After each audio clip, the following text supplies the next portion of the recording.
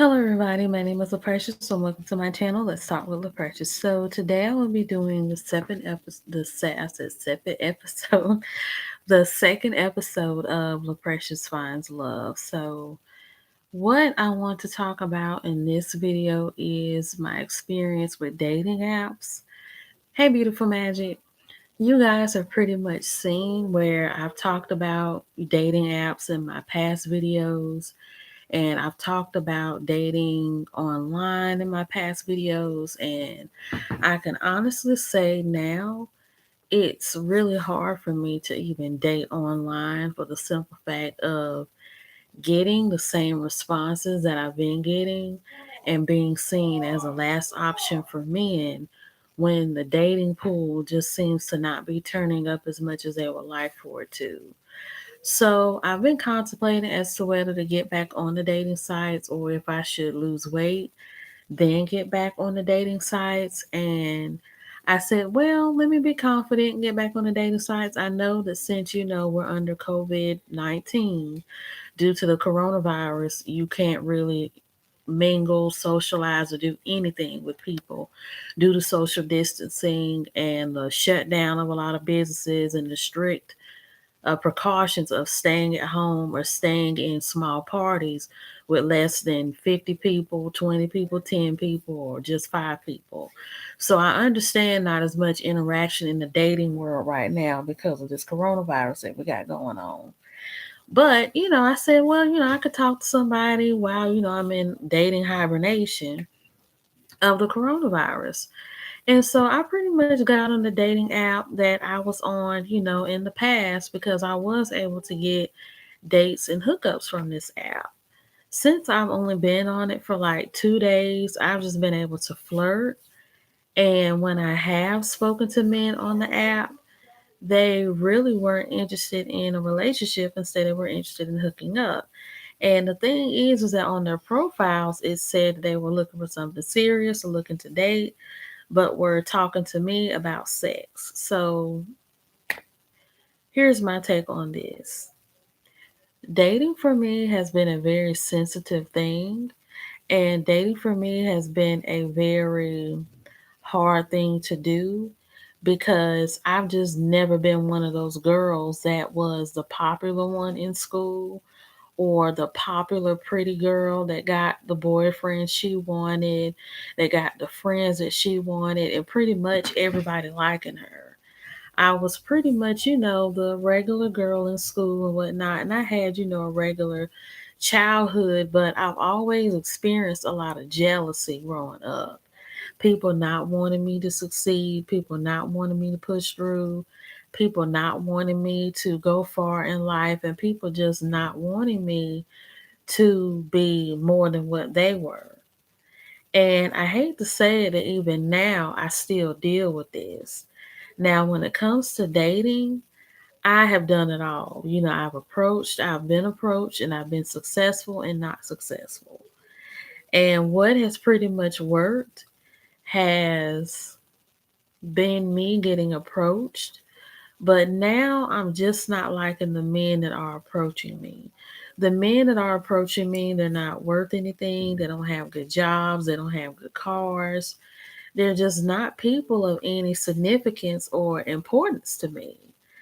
And to be honest, it hurts my feelings because as a good friend that I am, I'm able to give out good advice to my friends and I'm able to manifest a lot of things for other people. But for whatever reason, I can never guide or really manifest anything for myself that's either good or that's long lasting or that is something, hey, forecast, or that is something that is dear to me. And I've never understood why my prayers, they just seem to work for other people, but they just never seem to work for me. And I've had people tell me all my life, well, what's for you is for you. What's meant for you will come to you, and what may be for the other person may not be for you. And I understand all of that. But the issue that I have with that is the conflict of getting what I know I deserve and getting what I want, but at the same time trying to be content with not getting what I want and being okay with knowing why and still not going after it. Most recently, unfortunately, I am unemployed. I have left both of my jobs and I have left them due to workplace bullying. And this type of stuff, it makes me really mad at makes me really mad, and I just don't understand why things like this have to happen. And I just really don't understand why these things happen to me. I have I've been bullied my whole life, even as an adult. I hate to say, I still experience bullying. And it's really hard for me and it's really heartbreaking for me because I know the kind of person that I am. I know that I'm a good person. And unfortunately, with the world that we live in, you no longer can be a good person and you no longer can be for what's right. And you can no longer be what is considered a good person. You have to be a dog. You have to be a bully and you have to be a mean girl to pretty much be liked in the world and to pretty much to be seen as popular and popping and understanding. I have a mom that's a mean girl and I usually try to keep my mouth pert about a lot of things that go on with me personally based on social media, but I feel like since this is my channel and I am grown and I'm trying to reach, the masses with my channel, I'm going to say it. Yeah, my mom is a mean girl. And so I've dealt with the bullying firsthand from her.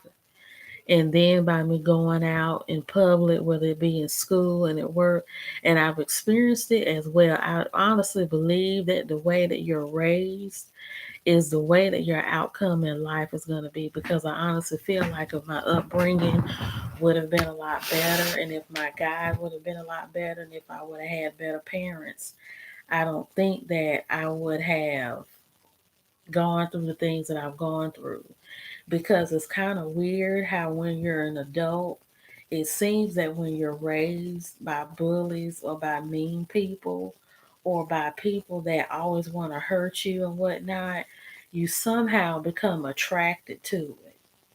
And then you don't realize how when you become an adult, you get jobs and you mate with people or you even befriend people that abuse you the same way that you were abused and hurt as a child.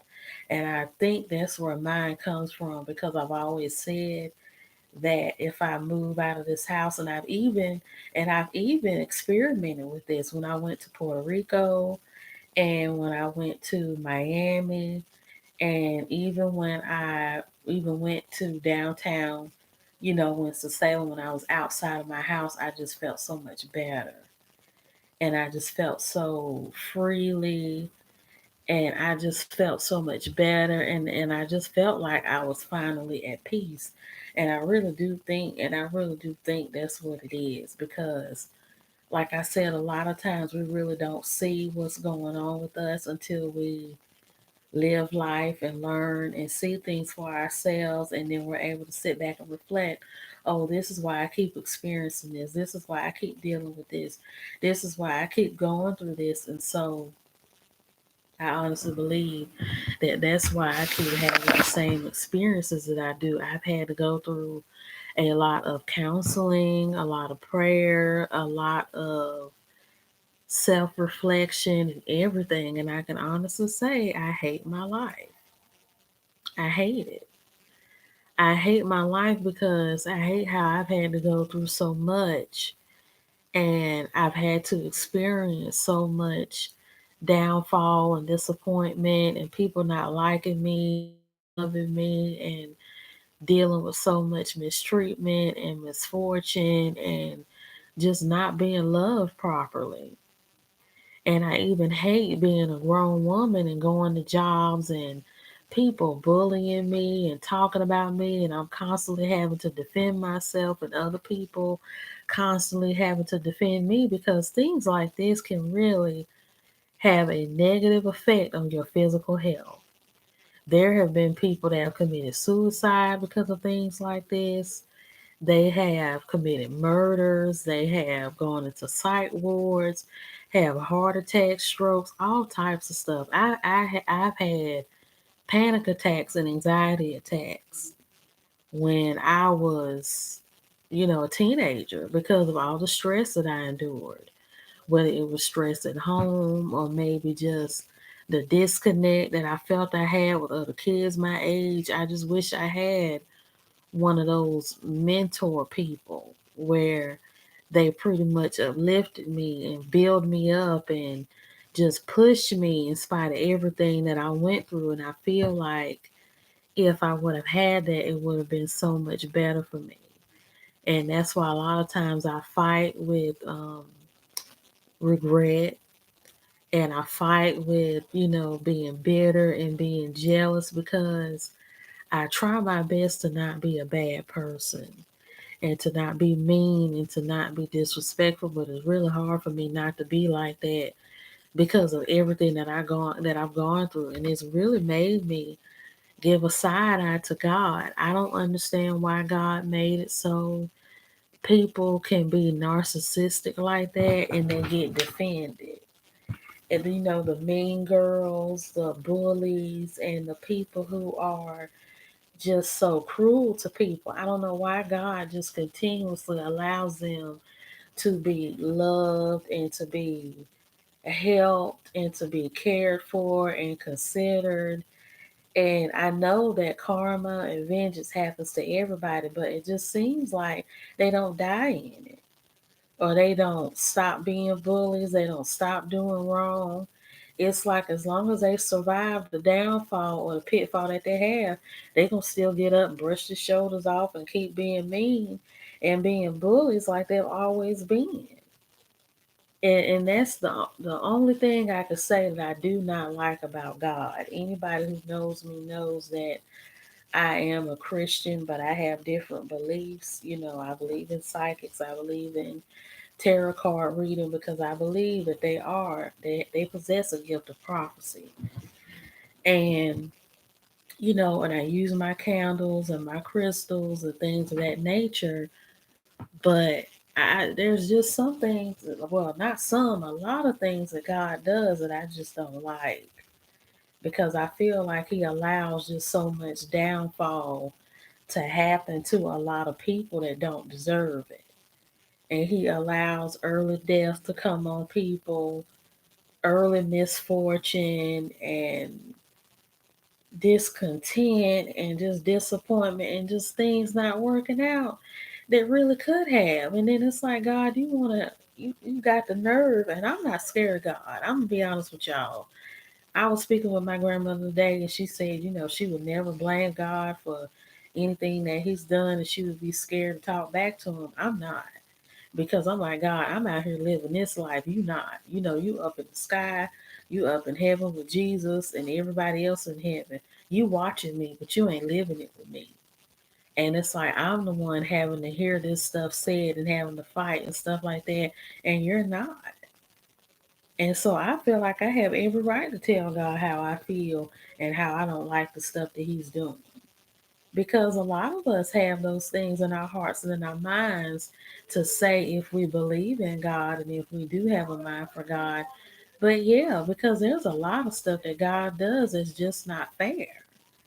And He says He's a just God and He's a God of order and whatnot. But how can you be a just God and a God of order when you allow so much unfairness to go on? And you allow so much corruption and so much disorder and so much discord, and you know it and you see it and you refuse to do anything about it. So I'm like, what kind of God are you for you to allow stuff like this to happen, and then you want us to pray and us to build up this and build up that, and then you won't kill the people that are doing this stuff, like destroy them, quit giving them love and mercy and grace. They don't deserve it.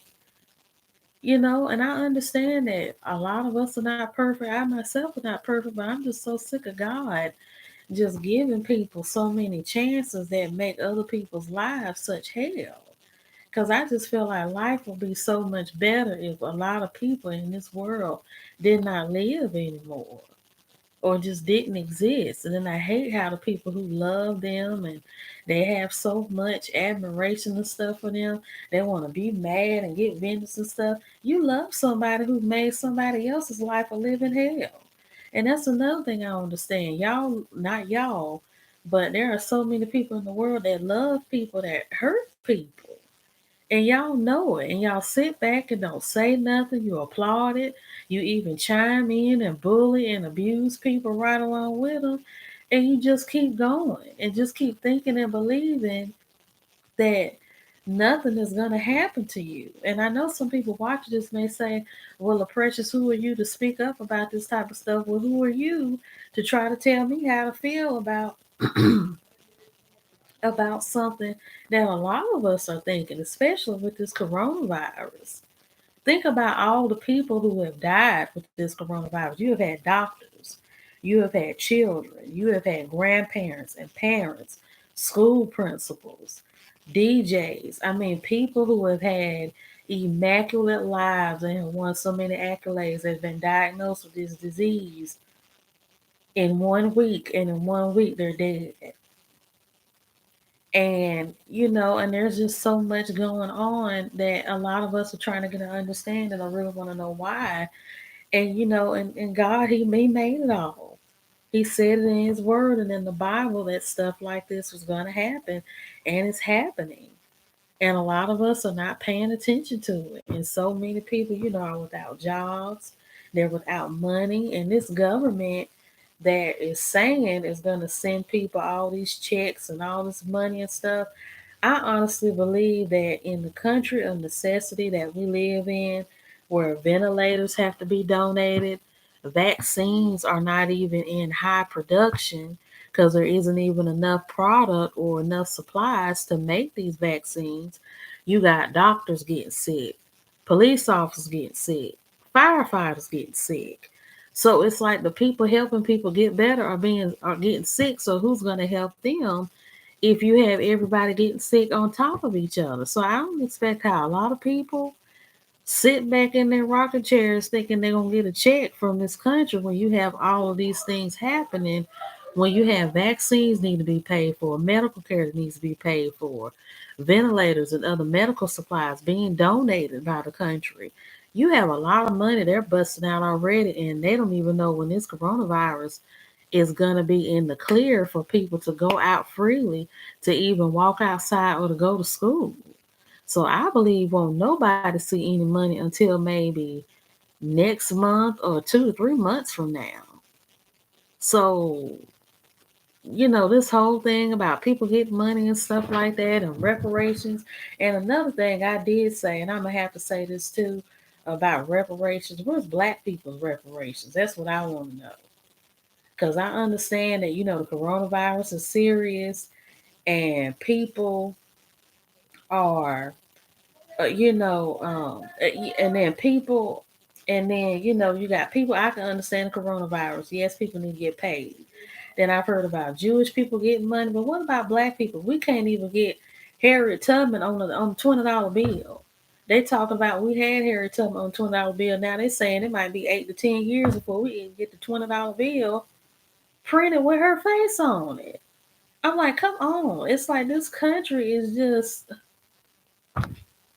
like just has stuff so backwards, and then it's like we keep praising people that come to this country and disrespect us like no other.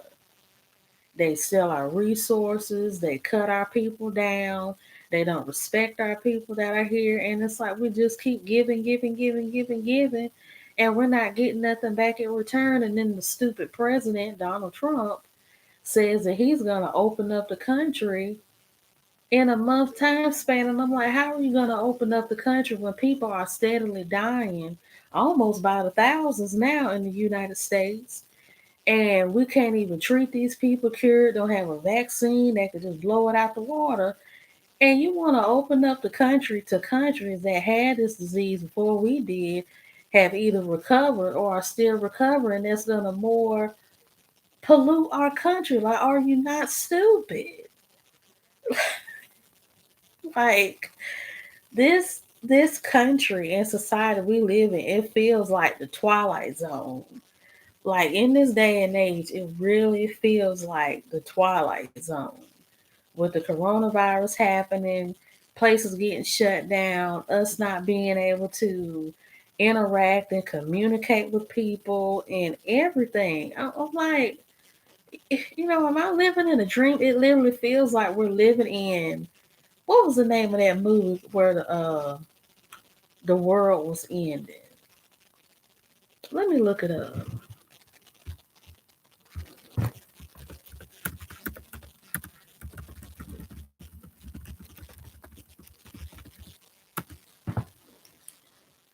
Okay, wasn't the Matrix Reloaded? Because I remember it happened in New York. And I remember there was like water and stuff going on and everything.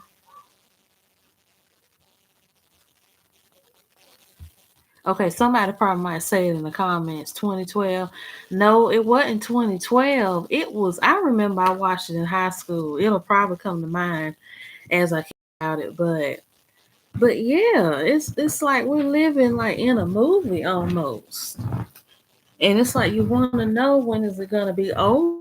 And every single day when you wake up, it's not a dream and it's not a movie, it's real life. And back to what you said about beautiful magic, you said one thing you couldn't stand growing up is people always saying never question God. Yeah, they always say you should never question God and what He does because He knows what He's doing, and you shouldn't, question how He does things and whatnot. And then they would get mad at you trying to defend God for how you feel, but that you had people in the Bible that felt that way. Like I can't think of some names of people in the Bible, but Jesus even questioned God about Him being crucified. So it's like you even had the Savior that questioned God about, because Jesus was human, despite what people think. Before He died and was resurrected, He was human. He was a human being like any of us. It's just that He died. Well, no, He didn't die to His flesh and become alive in the spirit like we do, because He's alive in the spirit and in the flesh. But it's like when it comes to religion, and that's what a lot of this is going to open up to, is religion and beliefs, and where did all this stuff come from. Because I watched Lovely T, and she was talking about like the locusts that have gone wild in Africa, and in the bats that have ran rampant in Australia. And the thing about locusts was that that was one of the 7 plagues that Jesus had put on Egypt in the Bible. And then they talked about famines and stuff. And I remember a church I used to go to that had a preacher. He predicted a lot of this stuff that's happening, that there's going to be a disease. People will start putting electronic chips in their hands, and they're already doing that. That it's going to be hard for people to get money, which it is now. And it's a lot that's going on. So it did make me question, did He really give His life for us? Yeah, yeah, because Jesus now, based on Jesus's life and whatnot, God chose Jesus to be the sacrifice for Him, because yeah, God chose Jesus to be the sacrifice for us, so that He can prove that He was willing to die in the flesh and to be abused and spat on and whatnot for us, so that we could be forgiven, and so that we could have a Savior, and so that we could have a God to believe in. Because a lot of this stuff that they tell us to not believe in, like tarot card readers and sorcerers and mediums and burning incense and making animal sacrifices. Now, one thing I will say is that not all psychics have the power of prophecy, because some of them lie. Some of them do, some of them lie. The first person I saw that was a psychic in person, I remember, was in Greensboro. She told the truth the first time, but the second time she was lying. Because if she was speaking to me, I just got like real confused. And I'm like, okay, how you lying? because a lot of this stuff you're saying is not making sense, and it sounds like you're trying to pin a lot of this stuff on me. And a lot of those psychics who claim to be real talkers, they really be trying to say little slick stuff under their breath that offends you, but they want you to be entranced into them to make you think it's prophecy. Right, there were animal sacrifices because in the Old Testament, you did have people that sacrificed animals and they burned incense and animals because it says somewhere in the Bible where there was a sacrifice made on the altar and the scent had smelled so good to God to that God has smelled the scent of the incense or of the burnt offering, and then he blessed the land. But they said that Jesus came and died and was crucified so that we wouldn't have to make, animal sacrifices and things like that. And I don't see how people can say that that stuff is witchcraft when people did that stuff in the Old Testament. They sacrificed animals and they burned incense and they lit candles and stuff too. And so it's like, how can that be witchcraft when people in the Bible did it? Even though it came before Jesus, but people in the Bible did it. So when it comes to that aspect of stuff, I'm like, y'all gotta really read y'all's history and stuff. And then when it comes to me and how I believe when it comes to ancestral worship and ancestral things like I understand that life and death lies in the power of the tongue, but I believe in prophecy, but I also believe in an ancestral connection. Because when it comes to African spirituality, which is what I believe in, the only places in the United States that I've seen it openly practiced in is in the Caribbean with Santeria and Haitian voodoo, and in Louisiana with their voodoo that they do. Now, the voodoo that's done in Louisiana can be traced back to Benin in Africa. And the voodoo that's practiced in Haiti and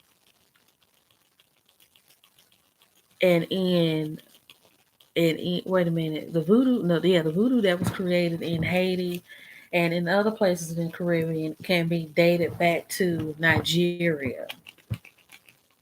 So most of those practices that are done is from Nigeria. And I've had Babalaos or, Santeria spiritual teachers hit me up on Instagram in my DMs, and the things that they told me, it was just so true. And I know I had never put out anything on Instagram or anything on social media in great detail about my life or as in depth about my life. And so I'm like, how can you know this stuff? And so I really do believe that people that are in touch with the Spirit, the Holy Spirit, that is, they can really reach out to you and really tell you things about yourself that are true because everything that has happened to me thus far has been prophesied to me already. And when you're really in touch with the spirit, and this is why a lot of people don't get in tune with spirituality or touch on Jesus and God and the Holy Spirit because of the things that they have to go through in order to get to their destiny. Because I'm going to be honest with y'all, being a spiritually in tune person is not the most funnest thing because there are a lot of things you have to see, good, bad, and the ugly, and even feel things, good, bad, and ugly, in order for you to realize, where you're supposed to go in life. Because right now, I do have spiritual teachers that I go to that guide me on things that I need to know for my life. Because at the moment, I can honestly say that it's scary for me. It has been real shaky for me because of the things that have happened to me and the state of the coronavirus going on in the country, and even with my dating situation going on right now. Because I just, my thing is with God, it's like, why you see me hurting and you see me going through what I'm going through, and you know the desires of my heart, and you're not giving it to me. And if you do give it to me, it either doesn't last long or it's wrapped in misery or some type of abuse or some form of neglect and bitter and jealousy and hate. And it's just formed in a lot of, downfall and mishaps. And so, yeah, that's pretty much the stage that I'm going into right now. So with dating, it's like I'm gonna do, and I decided to go to Three Hoodoo Sisters, who's a well-known tarot card reader on YouTube. She's a Haitian voodoo priestess, like she says, and she does readings on celebrities, and they're spot on. And so I decided to go to her practice to do a soulmate reading because she's done like a lot of good things. You know, I know she's accurate and I know she doesn't lie about what she does, but I know she's not the only one that does readings. So I know there are other people that will do readings as well. And I know that she really knows what it means to be a reader and a conjurer and a spiritual advisor because you can learn terror and spirituality and whatnot all you want to, but to really be in depth with it and to really know what you're doing and to really be able to see in the spiritual world, it has to be a God-given gift.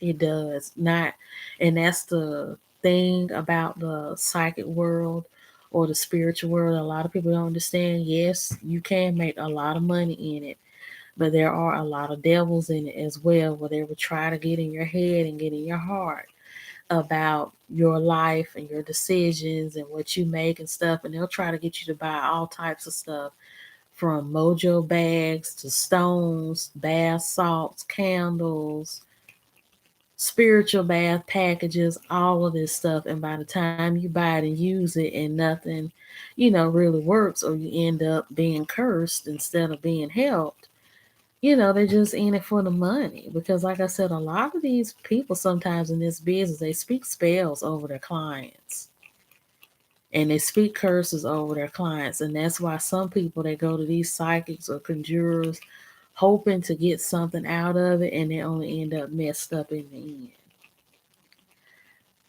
Meditating, I used to meditate.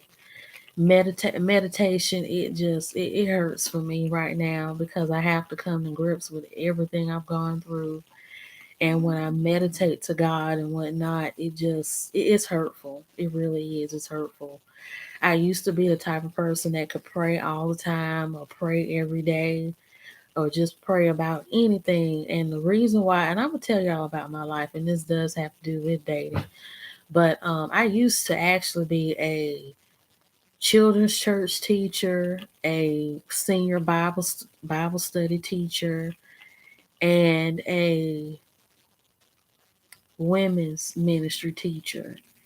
And all of that stopped because I realized that my life was going nowhere, that I didn't have a lot of life experience. There was a lot in life I didn't get to do and wanted to do.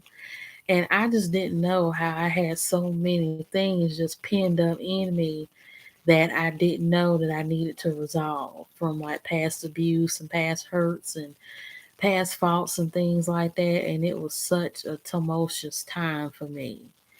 I went through that from the age of 22 up until 24. And as 25 years old, it's gotten a lot better because I'm more spiritually mature and things are a lot better for me. But when it comes to talking to God in the complete Christ like manner, for me, it's painful because there were so many things that I wanted from God and so many things that I've asked from God and He didn't give it to me. And God, He really disappointed me. And that's the biggest hurt I have of all is I've had so much going for me and I've had so much to do, and I just don't understand why I had to go through so much jealousy in my walk with Christ and so much downfall and strife and anger and angst and constant revelations and things, being exposed to me about people that I thought were my friends or my family members and things like that. And I kept asking God, to send me a man and to send me somebody to comfort me and whatnot. And He just wouldn't. And if I did get a man sent to me, it would be in a sexual manner or it would be in an abusive manner. And I just couldn't understand why. Because I've seen a lot of women that, pretty much get rescued. And I know with the hypergamous lifestyle that's being preached and taught on social media and even on YouTube, that you shouldn't look for a savior or a rescuer to come and help you out and whatnot. But and I can honestly say that's what I'm looking for right now. And I know that a man can damage you, can hurt you, and just do anything imaginable to you, but it's hurtful when you feel like you don't really have anything else. You have friends that you can talk to and confide in, but it's like, you want somebody to hold. You want somebody to listen to you. You want somebody to be there. You want somebody to comfort you. And I know there are women out there that have that, and I just don't understand why I always have to be the one that's the go getter, that has to go out and make a living, that has to go out and make an earning, it has to go out and find peace and find joy and find love and find togetherness. And so many women can just sit back and live their lives and frolic and frolic around and whatnot, and a man finds them. And they pretty much get that completeness and that love and whatnot. And it's like wherever I'm settled or wherever I sit in, it's never a peaceful place. And if it is peaceful, it's just not long lasting. And I know this video is, it's sad and it's really deep, but I just feel like I just have to be honest. I have to be honest because there are a lot of people out there that feel the same way I do and that go through the same emotions. Because love is something that a lot of us are looking for. And yes, a lot of us do have those desires and have those standards and wants and needs that we have, but we just don't understand why God will make people that have those same standards and wants and desires with the people that they want. But it just seems that when it comes to certain individuals, God just doesn't want that for them. And that's the part that's not making sense, because it's like, God is almost as if God just puts this magnet in between people where they just not a magnet, where he just puts this friction between people where, no matter how much y'all try to kiss, hug, hold, talk, tap, whatever, it just doesn't work and it doesn't mix. And you could even have so much in common with this other person and so many similarities and whatnot with this person, and it just still won't fit. It just won't fit. And and it's like, what, you just don't know like what else to do, because like I said, I've tried every dating site in the world, and every time, a man approaches me, it's, not long lasting, or it's for sexual reasons. And sometimes, now it's not all negative, but sometimes I do have men that do approach me, and and sometimes I do drive them away, and sometimes I do push them away, and it's because of that emotional disconnect that I suffer. Because whenever I sense that this person likes me or they want me and whatnot, I just find a way to mess it up. And I really do feel like, due to me being so used to being abused and bullied and taken advantage of, that's why I just seem to mess it up every time I do get something that's for me, or that's pure, or that's good, and that's, pretty much what I've wanted. And so that's pretty much what experiencing, because it's gotten to a point where I'm at a standstill where I just don't know what to do. I just don't. It's like I just don't know what to do, because every job that I've had, I just couldn't stay there long because of people, bothering me and bullying me and not letting me live in peace or be at peace. And if it's not that, the management is changing, where the bosses now are very narcissistic. They're throwing shade at you every chance they get, and you can't tell if it's an order or they're throwing shade. And then when you ask questions, they're confusing you and gaslighting you and not really giving you what you need. Then they're sending you home early and calling you in late, sending you home early, and just a lot of like jostle and tussle and back and forth. And then when you try to get along with your coworkers and talk, nobody wants to talk to you, befriend you, or help you. And then when you don't talk, people don't want to talk to you, communicate, or anything. And it's like, I'm just not, just don't get it. Because I want a car and I want a house and whatnot to live in, but it's like if you can't keep a job and earn money, then you can't do that.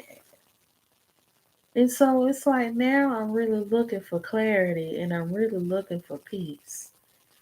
And that's why I go to the psychic learners and whatnot, because to be honest with you, when you do go to them, you do have to be careful and make sure that you ask every question that you want, every question that you need, because if not, they'll only give you pretty much what you paid for. And once they give you what you paid for and you don't ask for any, further questions or anything like that, you have to pay for another session where you talk about the same things all over again, but then now they're, it's a little bit different since your last experience. And that's why whenever I talk to a psychic or a counselor, I'm there with my pen and paper, writing everything down, taking notes. But I make sure that I ask questions. Because if you're paying, because some of these psychics, they ask for a lot of money.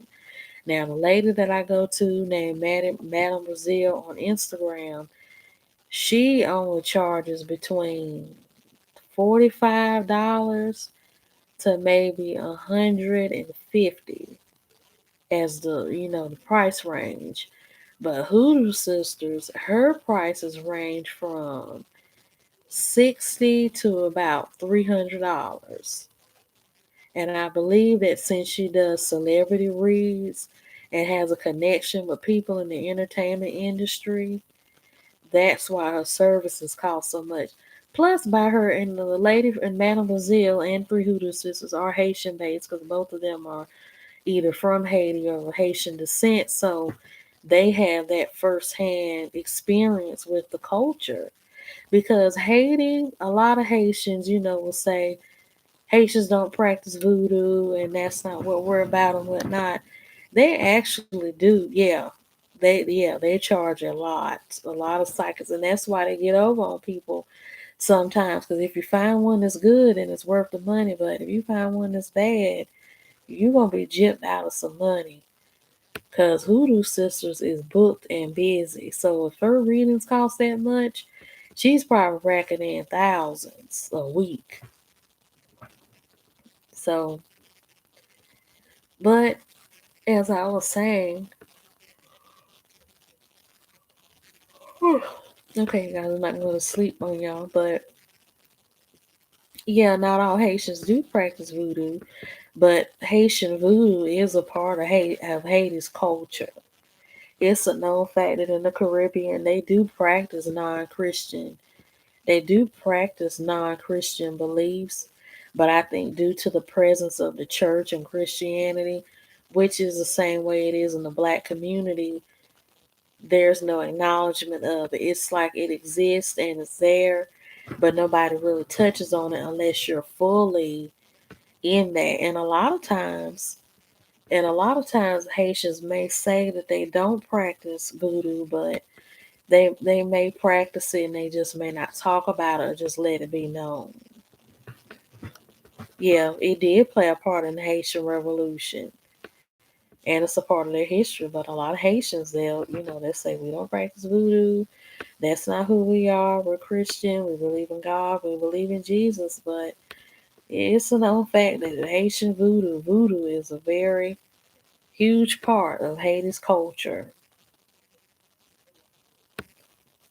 So yeah, that's pretty much all I had to say for this episode of Love Precious Finds Love. And I can honestly say, y'all, when it comes to my love journey, I'm just not really sure as to what to do because the dating app experience has completely turned me off from dating online. And as far as dating in chat rooms and dating in person, I just have to see. And even with